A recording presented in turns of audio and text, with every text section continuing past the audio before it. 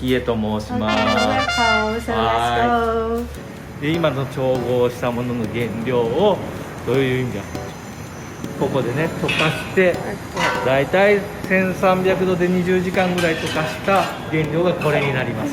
溶けたガラスね。So after mix the sand with other materials, we will melting the mixed materials here, and the temperature is 1300 degrees.